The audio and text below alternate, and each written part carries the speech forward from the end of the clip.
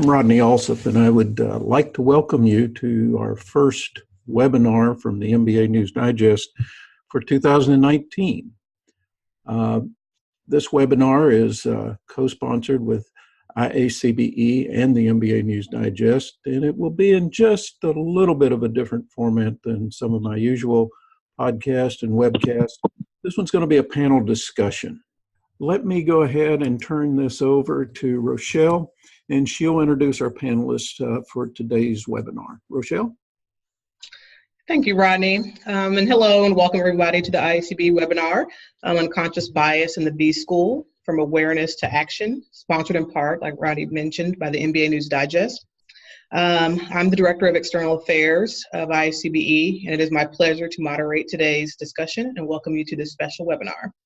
The topic this afternoon is the role unconscious bias has in the business school and how IACBE, as an accrediting body, faculty, and administration can address the issue that impacts the student and faculty experience on college campuses worldwide. Unconscious bias is something that we all have about groups of people that we form from outside of our own conscious awareness. We have a great panel of distinguished academics and corporate leadership joining us today. We have Dr. Clement Moore, founder and ex officio of Dr. Seymour Associates Incorporated and former Dean, College of Business at Baker College. We have Dr. Nicole Kopit, Chief Academic Officer for Dataverum and 360 Support Services. We have Mr. Ted Collins, the Vice President of Accreditation for IACBE. And we have Mr. Derek Nelson, the Assistant Vice President of Corporate Inclusion and Diversity Manager for Commerce Bank. So welcome everybody, and I really appreciate you guys taking time out of your busy days to participate in this panel. Thank you. Thanks. To get things started, I think we'll just jump right into the IACBE side of things as far as our approach to unconscious bias and how IACBE can address those issues. So Ted, could you provide some insights on that? Sure, I'd be glad to. I think one of the first things that we looked at was you have to recognize what bias you have in yourself. So you can't really ask ourselves doing things that we haven't worked on ourselves and figured out where our biases are.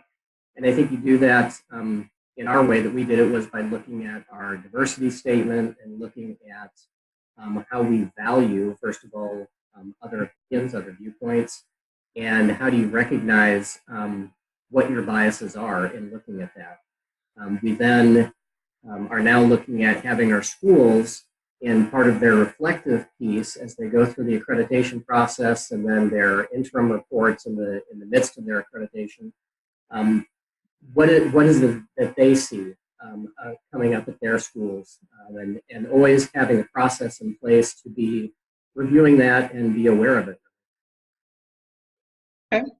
Does anybody else have any thoughts or insights about accreditation and the role that we might be able to play?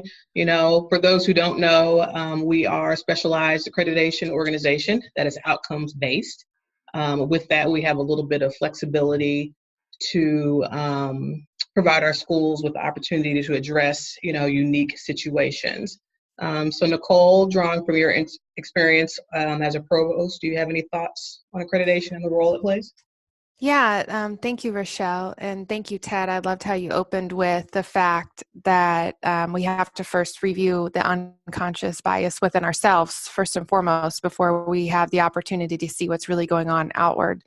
I would say as a previous dean and then provost and chief academic officer, I made a conscious effort to ensure that the team of people that I surrounded myself was diverse and inclusive. And I think that's really where you have to start with. And as of the role of accreditation in IACBE, I don't think you can, you know, say you have to have, you know, certain types of people in certain roles. I don't think that that's appropriate. But I do think that it's appropriate for the leadership to be able to speak to it and be aware of it, because that will then have a larger impact on the institution as a whole. And then you'll also see outcomes, hopefully, potentially in the classrooms where we can, I mean, Derek's title, I think, says it all. This is a movement in the business world, and if, as educators, we aren't taking the opportunity to influence those students in our classrooms, we're missing a huge gap. We're making a huge gap in their higher education experience, and something that IACBE can play a vital role in. Well, thanks. Clem, do you have any thoughts you'd like to share with the group? Absolutely. Thanks for reposing the question, Rochelle. I agree with my colleagues in starting with oneself and assembling a leadership team that is reflective of diversity on multiple levels.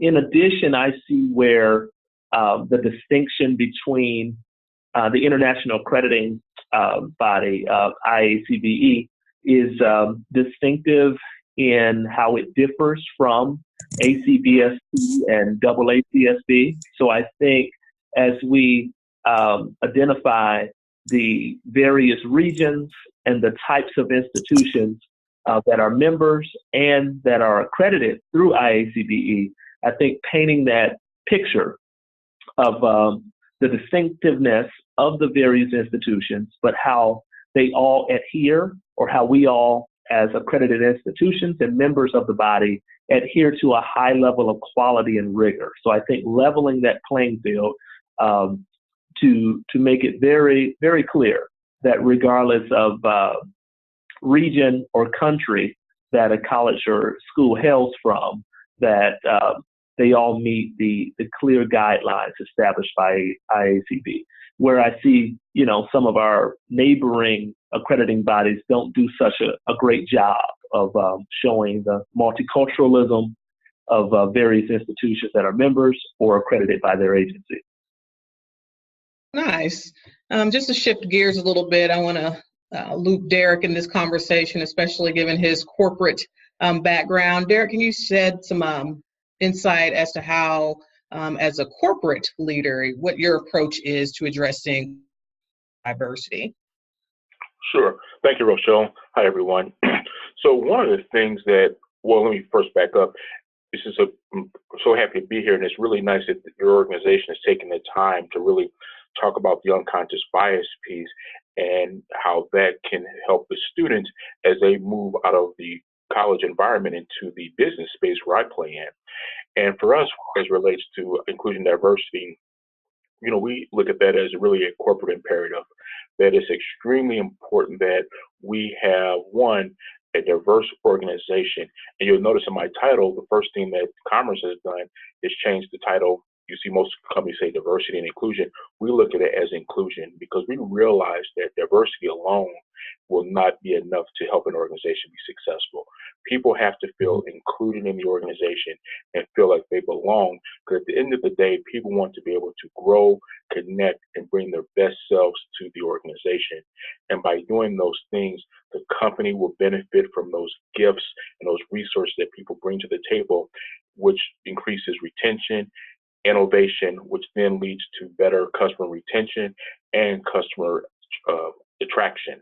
So that's one of the things we really appreciate about having inclusion and diversity in our organization.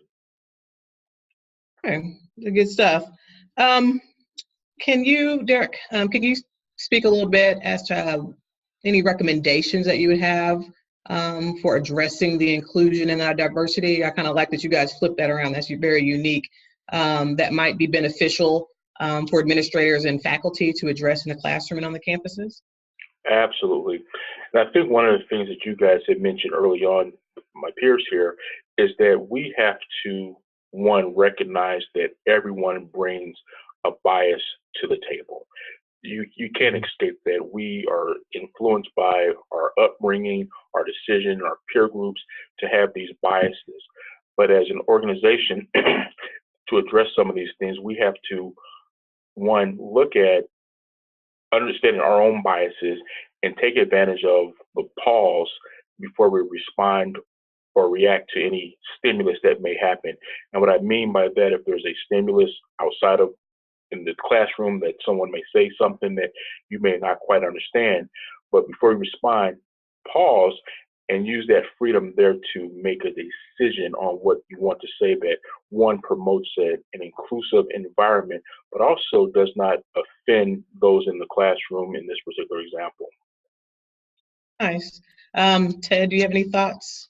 And you guys can jump in as you see fit. I'm not just going to ask a bunch of questions. I really want it to be more of a discussion. So feel free at any time to jump in and provide your input. I would just offer an example. Dr. Moore was talking about, each school, how we look at more of an outcomes approach and what does it mean to that school for diversity and inclusion and their unconscious bias that may exist. And I was recently in India visiting some of our schools, and one of them was talking about the diversity that they had there. And I asked them about it, and they said, well, yes, we have students from all over India, from virtually every state. And I had to stop and think about my own unconscious bias at that moment, because that to me didn't represent diversity until I started thinking about it and realizing that you have almost every state can have its own language and its own culture, and English is the common language in India.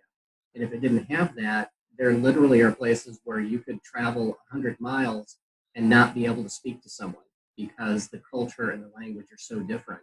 So in recognizing that, it's not that we just sit back one time and do our diversity statement and think, oh, that's what my unconscious bias is. It's something we have to continually be thinking about and looking at, as you were just saying, when someone asks the question, before you respond quickly, stop and realize what lens it is you're looking through at that moment.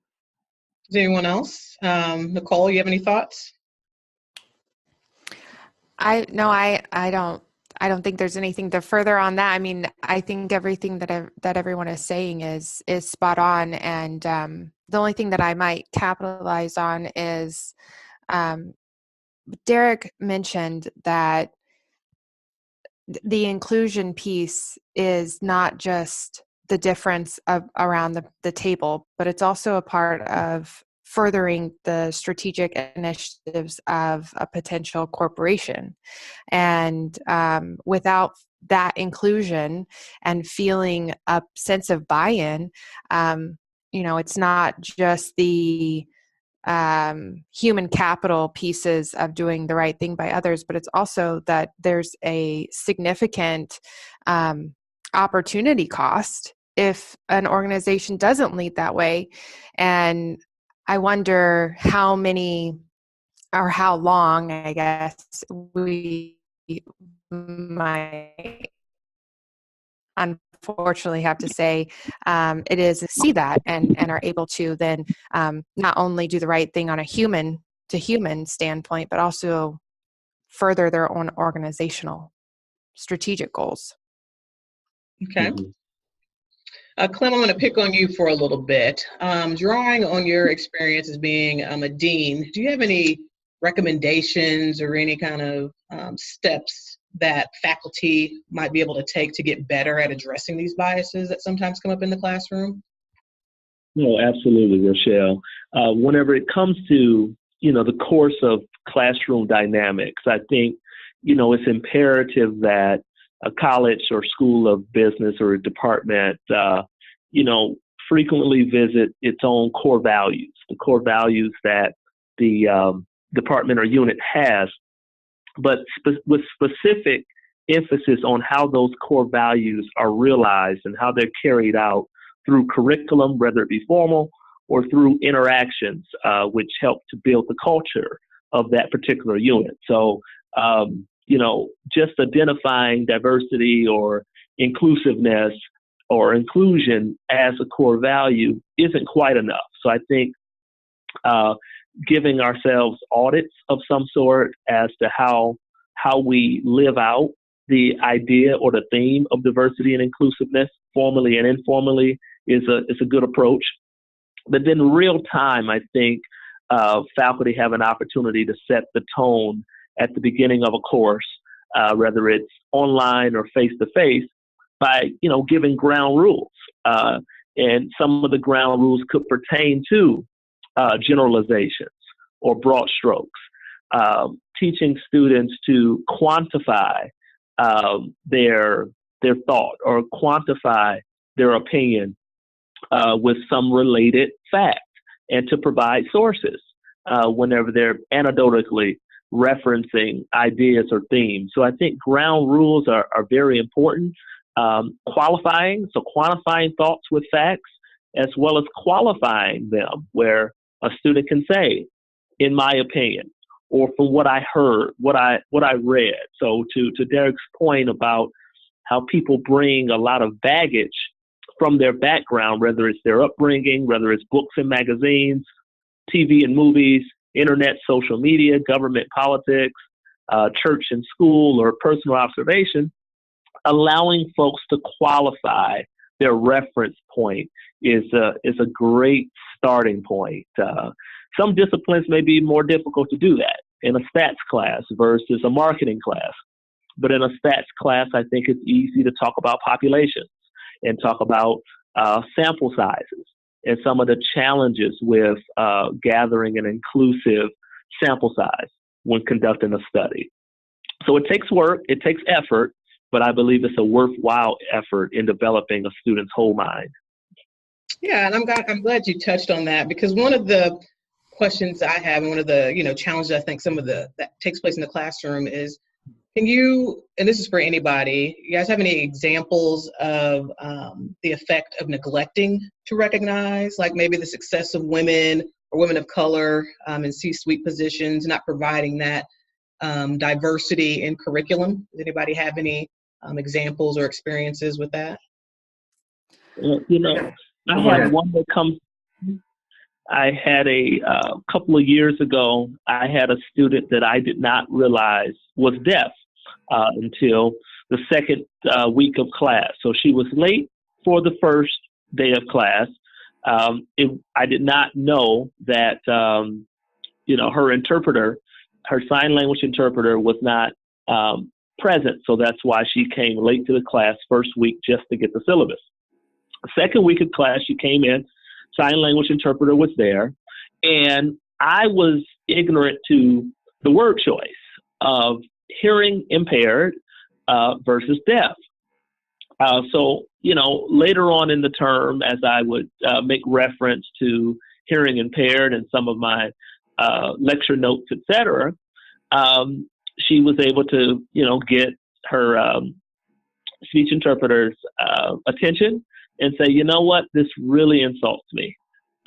It's really insulting when people say hearing impaired. I'm fine with being deaf, but it's not that I'm in her speech interpreter, continue to translate. I'm fine with being deaf, but I don't want anyone to think that I am impaired. I don't want anyone to think that my abilities are less or I'm impaired by a physical inability because I have a host of other abilities. And that was, simply life-changing for me as well as a lot of students in the classroom. But had we not explored that, had we not been sensitive to that, I think it's an inflection point that could have easily been missed. That's an interesting example. I was faced with something similar. I work with a theater here in Olathe near Kansas City, and we were debating on one of our shows whether we were going to have closed captioning or an ASL interpreter. And they were doing the same thing. Their preference, the group that we were working with, was to have it all be promoted as for the hearing impaired. So we had to go through that same conversation. But also, I had no awareness that there was such a division between people who prefer ASL versus having the screens up with everything. So it was interesting to deal with that as well. And I think, again, it's part of that, like you said, asking the questions, being aware, and then being willing to sit back and listen to why someone is feeling that way. Yes. So if I may, this is Nicole. I loved what you had to say, Dr. Moore, about, having the opportunity for faculty to review their own unconscious bias. I will say, not to be the Debbie Downer here in the group, but you know, some of my experience with faculty is that some of them don't want to review their unconscious bias. They believe that they want to color in the same picture that they've always colored because this is the class and this is the way it's supposed to go. And here are the lines and here are the crowns and this is what the students do. And there's nothing to review. I actually had somebody use those phrases with me, say, this is the lines, here are the colors, this is what they do, here are the outcomes, this is what they're supposed to do. What do you mean I'm, you know, and this is, of course, in an online setting where you would think that an unconscious bias would not potentially come through. And furthermore, that it would be a two-way street then, because someone has to read the words. And if they're not overt, are you reading into them? Are you seeing something that's not there? So that became, I would say, at least at the institution I was at, a true challenge in We Speak. It's also being able to see a student for who they are. And interestingly enough, the biases I think that faculty sometimes bring to the table is not just in the curriculum. You know, Rochelle had touched on C-suite executives and their sex, their gender, their the color of their skin. All of those things definitely have to have updated curriculum because that's something that we're talking about and it needs to be relevant. You have to have a faculty member that's comfortable in order to present that information and then make that learning transition take place. But in addition to that, you also have faculty members, at least my experience was, that even in this institution that I was a part of, they believed that the military student was a better student, that they were going to perform better, that they were more incentivized to do well because of they didn't want to be recouped or whatever their motivations were. But in their own bias, they believed that student would perform better. And so, you know, you saw that in the classroom and their responses. So I would say that I think it is a noble cause, and it is definitely one that we need to put on the forefront in faculty training and development. But I do think it's something that if the faculty member is not willing to do so, you know, like you said, you have to have real-time feedback to that faculty member to say, here's an opportunity that your training went through for you to maybe break down some of those already set biases that you don't even realize that you have. And the faculty members that I worked with, I don't really think they knew that they thought that the military student would do better. But, you know, as the population shifted, or maybe they had military experience themselves, you know, you would see the preferential treatment of the students, even in a discussion forum. So I throw that out there that you have to have a faculty member who's willing to be self-aware. And that's tough whenever you've done something for so long and you believe you know the content, and understanding has nothing to do with the content. It really has to do with the delivery. Absolutely. Nicole, I concur on the academic side and Derek on the corporate side. I think it's safe to say that to that point about faculty and as well as some professionals in the workplace, biases, whether they go unaware or whether people are aware of them, for some reason, people tend to get comfortable with their biases because I think people feel as though these are the rules that have allowed me to be successful, and however they define their success. So staying in a safe zone or a safe place where associations are made. So if you take military and you bring several word associations or inferences to military, one would think perhaps selfless, one would think disciplined, well-trained.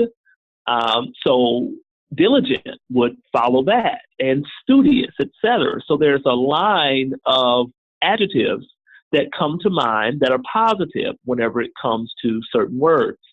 I think that challenge with unconscious bias is sometimes people aren't necessarily aware of the negative adjectives and the negative connotations that come with various groups, various places, things, events, etc. So I think with the unconscious definition, it's not intentional, but it becomes a ground rule for people to make various associations, and they believe that those associations have proved to be true or proved to be successful from their standpoint or from their realm. So I think helping people to obviously become aware of those associations and those automatic inferences and the haphazard and the danger of making those inferences. Even with the term, even with the term at risk. I mean, we're challenged by at-risk terminology whenever it comes to our regional accreditation, where there's verbiage pertaining to at risk, and a minority group of students being automatically placed in an at-risk bucket is somewhat of a rule that people have become very comfortable with applying to an extent. I think that one of the unconscious biases we also have is that we tend to group people together in the first place, and think that there's one right answer. I have friends who prefer Black to African American. I have friends who prefer dwarf to little people. But then I also have friends on the other side of both of those. And we kind of get locked into this, this is the term I'm supposed to use. And then whether you call it PC or respectful or whatever else, it doesn't fit for everyone, because behind it all, we have this notion in our mind that this whole group of people, whatever it is, all agrees on it. That's a good point. I guess my next question, and anybody can answer this, preparing business students, you have accountants, you have people who are going to be HR managers. How, if you have a faculty member who, has some unconscious bias, how do you address that? And Derek, maybe you can speak to this a little bit, because there is a sort of mental stress that comes, discomfort when you are confronted about a bias, an unconscious bias that you have. Can you talk a little bit about the kind of the stress and some tactics that faculty administrators could use when addressing this in the workplace? Sure. So one of the things that you have to really think about is when you're giving that constructive feedback to someone who is demonstrating this unconscious bias, especially if they have a propensity to continue to do it over and over again, is when you give that feedback, you have to hopefully have, it would be nice if you have a relationship with that person that you can draw from to be able to let this person know that you're coming from a good place, and give them that, I don't call it a business case, but give them that education as to why this unconscious bias can be offensive to those who are receiving it. But I also must say, though, the person that is giving that constructive feedback has to demonstrate or have to have this courage that is needed to really address those concerns, because without that courage, the person that is demonstrating the unconscious bias will not give credence or credibility to that feedback. So it takes a great deal of courage to share that information, and then give the, as I mentioned, give the reasoning why that this is offensive, or rather that behavior is not acceptable in the business place. Because when you see this unconscious bias translating into the organizational space, you start to see things show up on people's performance reviews, compensation or promotions, training and development, what teams are put on. So it does have a long-lasting impact beyond the classroom.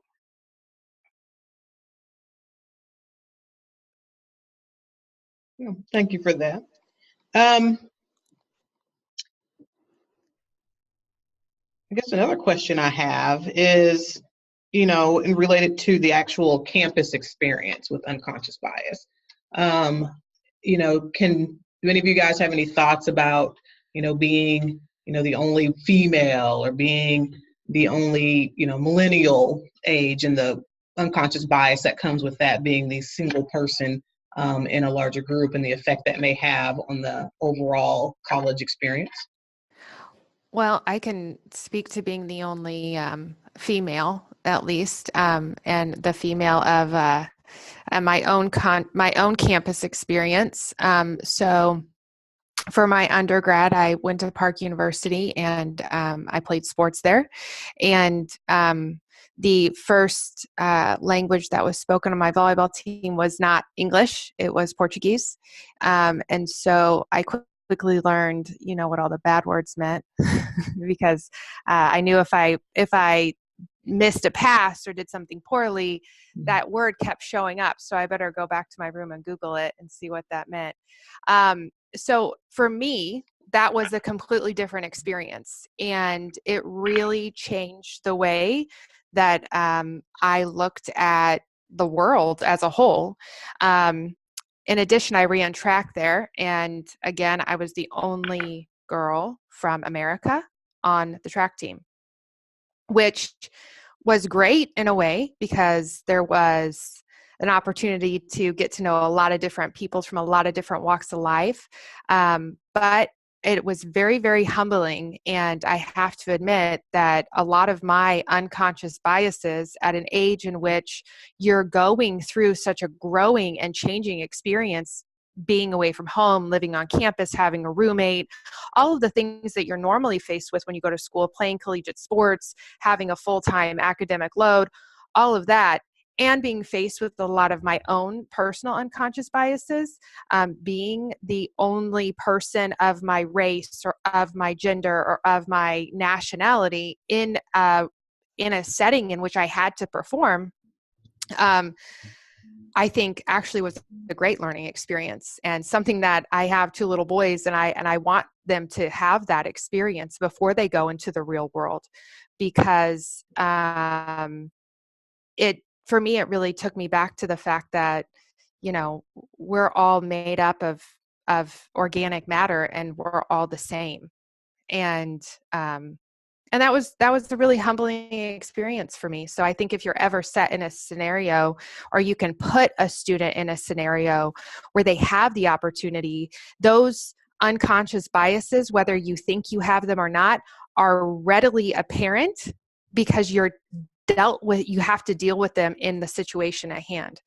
As an adult, being the only woman in a boardroom, especially of my age, surrounded by, individuals who, no offense to the men on the panel, but, what they do is mansplaining. I think what she meant to say, or what she was saying was, or, oh, let me take it from here, Nicole. All of those things I realized, again, my own unconscious bias, I would be like, well, maybe that is what I meant. Well, maybe that's what I wanted to say. So, you also have insecurities in and of yourself when you're set in those scenarios that you have to review in order to be and perform at the level, at a corporate level, that you're expected to. And I don't think I would have ever been able to have the career path that I've had today had I not had the experience at Park, because it made me more self-aware in a way that, like we've said, it's uncomfortable. But I think at a very young, impressionable 18 to 22-year-old age, it's really a great time to have that experience. Do you guys think, and this is for anybody to ask, is it possible to kind of recreate? I mean, to me, that's kind of like a hands-on learning, experiential learning experience. Do you think institutions, and especially business schools, should try to have more of those, interactions, those experiential learnings, experiences where somebody's the only one, to kind of recreate what's going to happen in the real world? And if so, what are some steps that business schools should take to try to facilitate some more of those simulations? Well, I'll just offer in law school with negotiating and that type of thing, you would be given a lot of interesting scenarios, some of which couldn't be solved. So it might be that you're trying to make a settlement, and one of the teams is told they can't go below 800,000, and the other team is told they can't go above 700,000. So there was no way to actually reach an agreement, but you were continuously having to look at the other person's perspective and try to understand where they're coming from.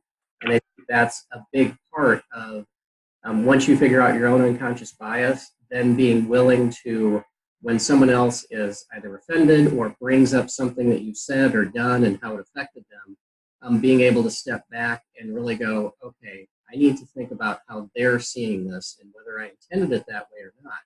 And I think when, I believe what Derek was talking about with human resources, presenting that to that faculty member or that employee, whoever it may be, and saying, I'm not here telling you you were offensive. I'm here asking you to understand how the other person might have taken that as an offensive comment. And so I think projects like that can give students at least an opportunity to understand how to approach something like that, even though it might not get them to really understand what it feels like necessarily.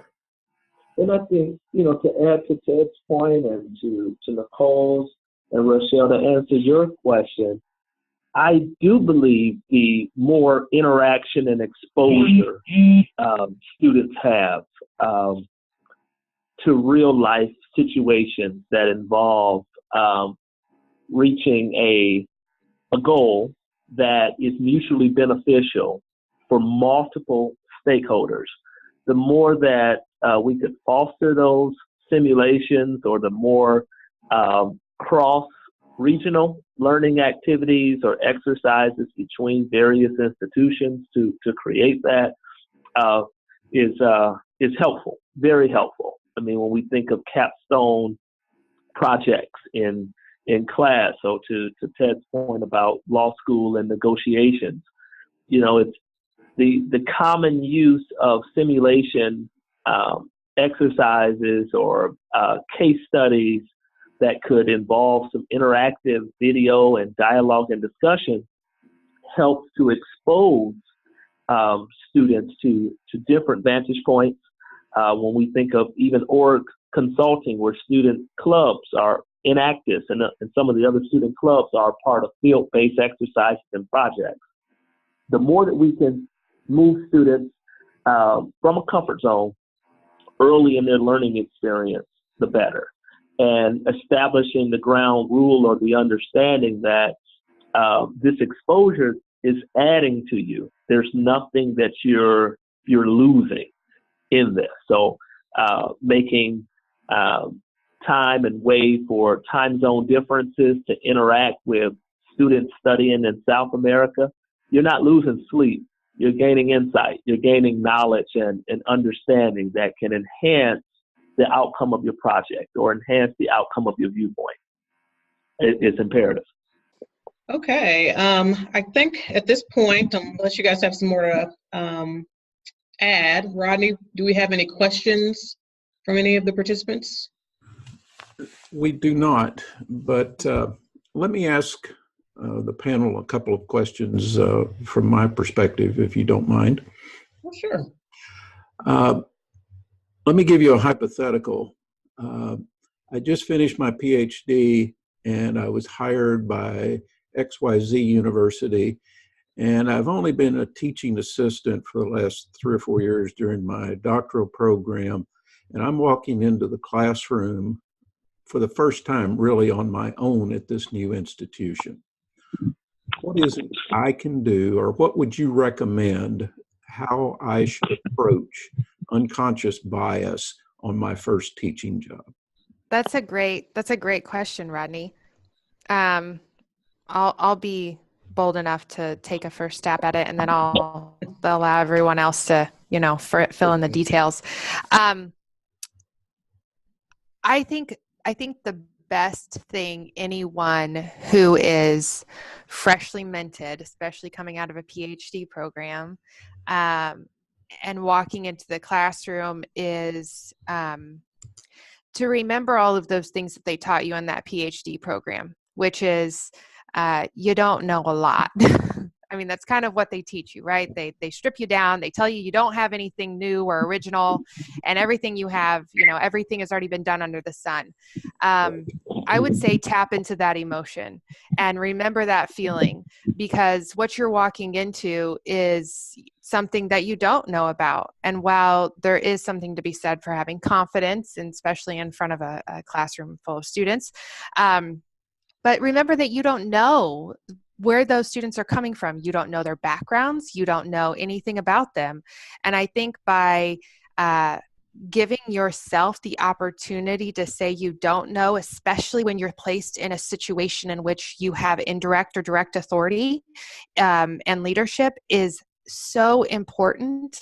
And I think if you can model that behavior as a new faculty member, that the classroom, the students will hopefully take notice, and you'll start to build a rapport with them. And so if, God forbid, any of those terrible situations come up that you have to address some unconscious bias with a student, or you have to address a situation, you at least are modeling the right kind of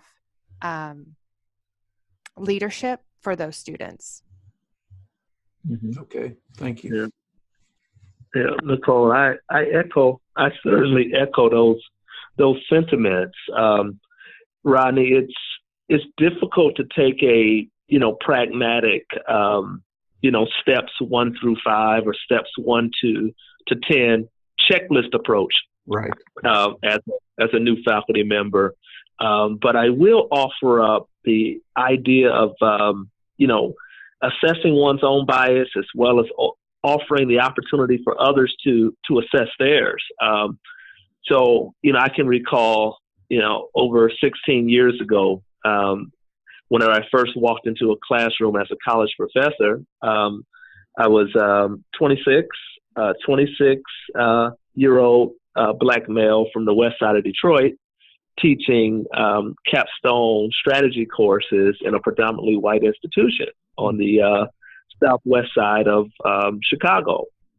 And I do, recall some of the challenges, some of the biases I had about that type of institution, that side of town, as well as some of the biases that some students, had of me and for me.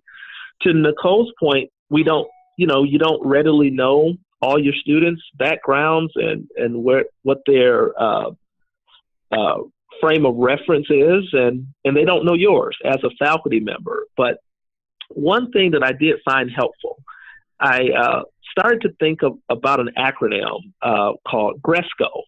And you could add so many O's to the end, but GRESCO, starting with gender and identifying genders, that come to mind: male, female, trans, etc.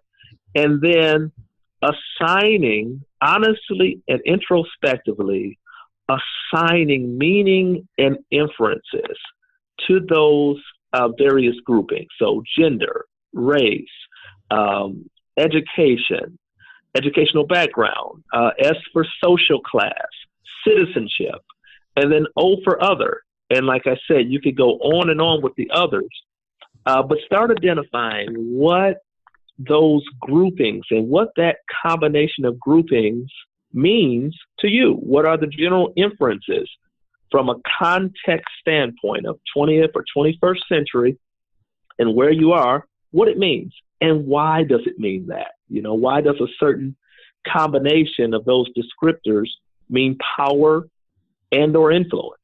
If we look at social class of rich, and we look at gender of male and race of white, why does it appear in a 21st century United States or Europe?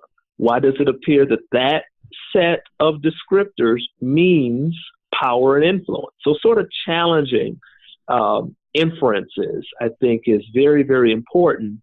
And then using some of the inferences that we can, change. So education, an opportunity as another O. How can education and opportunity change the meaning or change the interpretation that some of those descriptors have? So it's a continuous challenge, but I found that to be very helpful as I've taught here in the States as well as in various countries and continents, challenging the notion of those descriptors.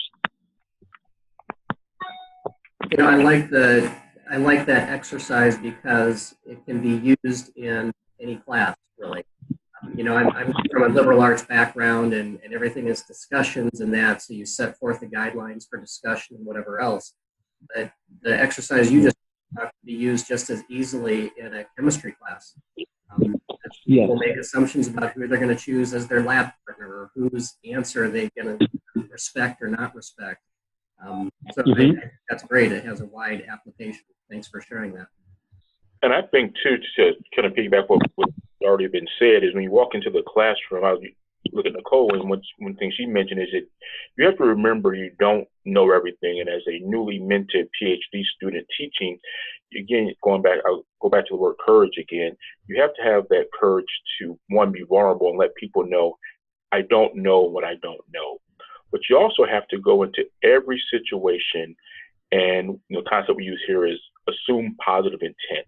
Go in with that open mind and learn as much as you can about, in this case, we're talking about students, but each of your students, to learn the different backgrounds, their experiences, and how that may influence them or shape them of who they are today, because those experiences and that knowledge and abilities, that's who that person is, and how do we leverage that and help them tap into that that information to be a better professional when it's all said and done. And I think as that newly minted professor, as I mentioned, that vulnerability piece, now you don't want to be overexposed, but you also have to be able to be relatable to your students so they understand that you do carry biases with you and you recognize that. And again, having that courage to say that, but then as students are asking questions, I still go back to that example, is that the power of the pause before you respond to that stimulus that has been addressed. But it all kind of starts with having that vulnerability to say, you know what, I really don't know, but also have that open mind approach as well. Derek, let me follow up with that just a little bit. Stimulus response. One of the things that I've discovered maybe 4 or 5 years ago was mindfulness or meditation. That's probably helped me more expand that gap between stimulus and response. Is that one approach that could be used as a new faculty member to think that way? I think so. I think to your point, if you can expand that gap before you respond, and I'll tell you, when I use the power of the pause, sometimes that 5 seconds, 10 seconds in the beginning seem like a lifetime of how do I formulate my thoughts. But the more practice you get at the pause and having the courage to pause before you go flying off at the mouth, it gives you that confidence to respond appropriately without hopefully offending someone, but also keeping your mind open and assume positive intent as well. Let me change the scenario just a little bit. I've been teaching for 2 years, and I've been interviewing for the chairman of the accounting department at a major university. And I was hired, and this is my first month on the job with 32 accounting faculty. Where should I start with unconscious bias? Okay, Rodney. So you're a experienced prof in this scenario, yes, and you're looking to go into departmental leadership, chair of the accounting department, right? And you want to know where do you start with unconscious bias? Yes, and how do I'm pretty sure. Now I'm an ex-accounting faculty member, 20-some years of that, almost 30. Mm-hmm. I'm pretty sure there's a lot of unconscious bias in that department. Mm-hmm.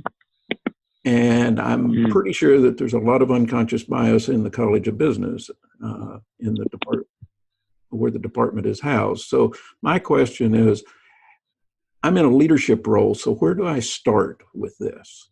What are the 2 or 3 suggestions that you could come up with? I think, this is Nicole, I think first and foremost, you start with yourself.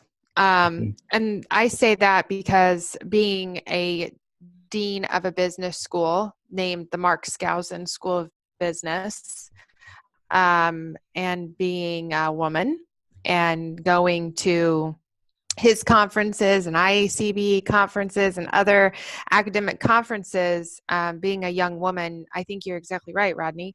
There is a lot of unconscious bias. I think accounting, has a lot of unconscious bias. My mom was an accountant when I was growing up, and she worked in a large firm and quit because of some other people's unconscious bias about women being in accounting.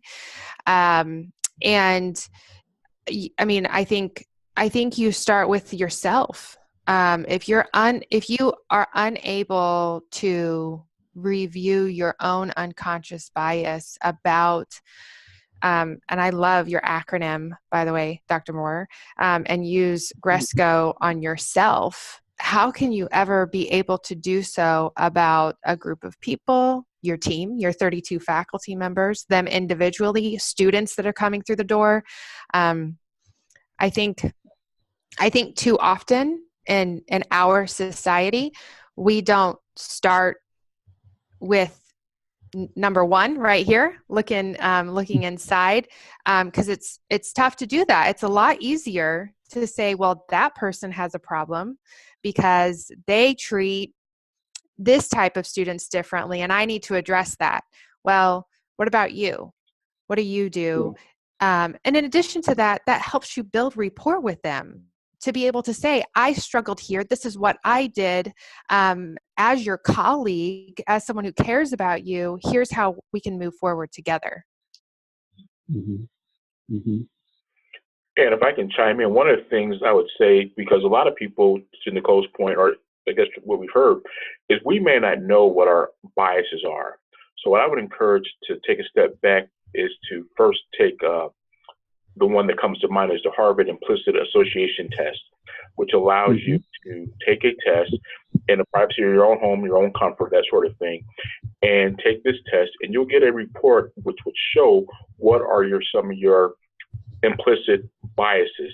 So now you have a report that you have is customized to you and your responses. So now you have a footprint or a blueprint of what are your biases.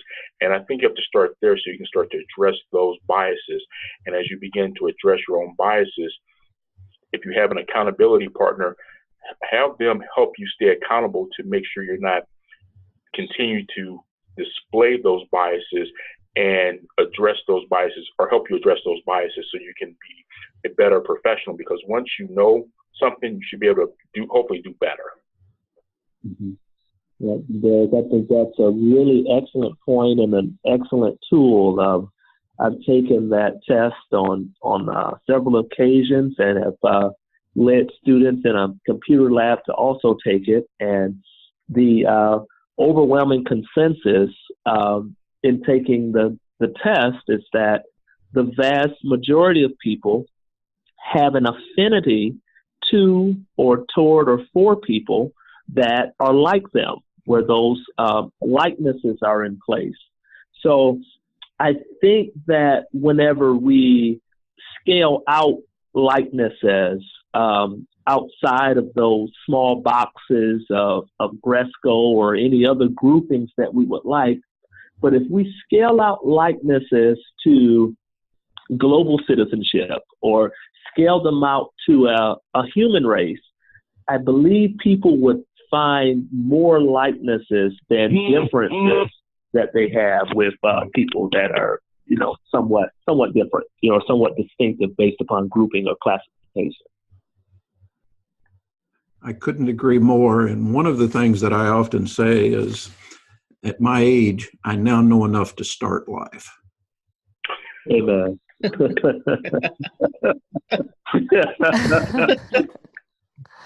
But you would have to reset, though. You would have to hit the reset button on all your knowledge, all your wisdom, and all your experiences. Well, that's true. So. Rodney, I just want to offer something that Derek mentioned. Having an accountability partner is something that is really key to when you are looking at your own unconscious biases. Because I have people that I will turn to if I'm in a situation, whether it's a class, at work, or a student that was offended by something. And if I can't approach that person directly for one reason or another, I have people I can go to and say, okay, help me understand this perspective because I'm just not getting it on why they were hurt or why they were offended or what this comment meant to them. And having those people around you to help you keep that balance, I think, is really important too, and a great tool. Thanks, Ted. Rochelle, I think we are just about at the end of our time limit. And I have your slide up on IACBE. Is there anything you would like to summarize about the organization? I'll leave that to Ted. Okay. Of accreditation. I saw that one coming. No, I think some comments were made here today that really fit into what our goals are. And we talked about being outcomes based and really having schools look at what they're doing, what is their definition of diversity and inclusion, and what does it look like, and how do they go about reaching their goals. So it's not a here's what you have to do and here's what the definition is. It's how does it work in your culture and how do you strive to improve that? And hopefully that's what we're succeeding in. And as I said, the best way we found to do that was we started looking at what are we doing and how can we be better at it too. So I just want to thank you, Rodney, for bringing all these people together. Thank all of the other presenters who were here to share. I know I left a lot richer than I came into it and with a lot more tools to use. So thank you to all of you. Appreciate it. You're very welcome. Yes, thank you. I really enjoyed the opportunity. Thanks, Absolutely. Ted, but I cannot take the credit for this. This was Rochelle's idea. She and I have been talking about it for several months. And so I can handle the technology side of it, but I think it was her idea that pulled all of you together in her contacts. So I appreciate that as well. No. I mean, this was a total team effort. I mean, you came up with some great titles. And I just want to thank everybody for participating, your patience. You know, this is our first time IACBE has done a webinar, you know, kind of outside of the accreditation piece. And I learned a lot. You know, I think you all provided some great insights. And hopefully people listening and people who will go back and listen to the recording will be able to take away some great tools to implement into their schools. I'm going to turn this back over to Rodney because he has a couple of housekeeping items to address. Well, first, thanks to everyone for attending and a special thanks to our panel.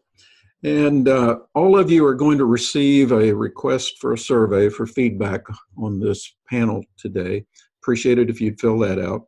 You will also receive an email letting you know when the YouTube and podcast recording is available. And two other things. The 2 QR codes, if you'll take your camera on your iPhone or you can take a shot at that and it'll take you directly to 2 URL web pages. And one of them is Crowdsourcing Solutions to Common GME Program Management Issues, is a program that I started this week you may be interested in. That will take you to the page explaining what that program is all about. And then for those of you that are not subscribers of the MBA News Digest, which is a free service, you can do that with the bottom QR code. Other than that, I appreciate everyone's participation and I look forward to seeing you on the next webinar. Thank you.